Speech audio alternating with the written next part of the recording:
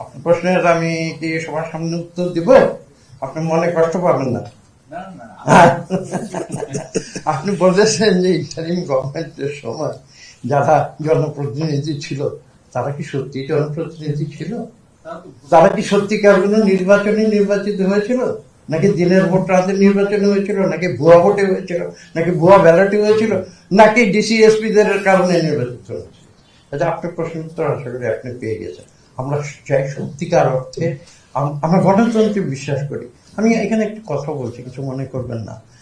আমার মনে আছে যে যারা অতীতে সরকার চালিয়েছে, আমি তাদের নাম নিতে চাই না, তারা অনেক সময় বলতো যে বিএনপির নাকি, আমি একটা কথা খোলাখুলি বলছি, আমি আমি কিন্তু জানেন আমি যেটা বিশ্বাস করি সেটা আমি বলি, কে পছন্দ করলো কে পছন্দ না করলো আই ডোন্ট কেয়ার। বলতো যে বিএনপি জন্ম নাকি ক্যান্টনমেন্টে হয়েছিল। আমি প্রাসঙ্গিক হিসাব কথাটা বলছি। বিএনপি জন্ম ক্যান্টনমেন্টে হয়েছিল?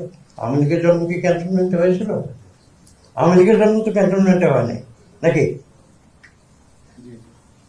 তো আমি তো বিশ্ববিদ্যালয়ের শিক্ষকতা করতাম, আমার তো অনেক একসঙ্গে বিএনপি আওয়ামী লীগ মাইন্ডেড অনেক শিক্ষক ছিল। তো আমাকে যখন জিজ্ঞেস করে যে আওয়ামী লীগের জন্য তো ক্যান্টনমেন্টে হয়নি, তাহলে আওয়ামী লীগ কেন গণতন্ত্রকে হত্যা করে পার্লামেন্টের ভিতরে 11 মিনিটে এক নাইট কৃত্য কাজ? আর বিএনপি কি করেছে?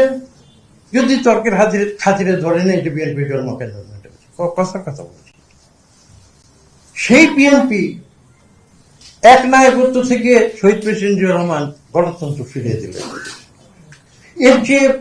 এর চেয়ে মানে বিস্ময়কর ঘটনা পৃথিবীর গণতন্ত্রের ইতিহাসে আর কি হচ্ছে? আপনি আশা করি উত্তর পেয়েছেন। আশা করি উত্তর পেয়েছেন। যাদেরকে আপনি বলছেন জনপ্রতিনিধি, তারা জনপ্রতিনিধি না, তারা ভুয়া নির্বাচনের প্রতি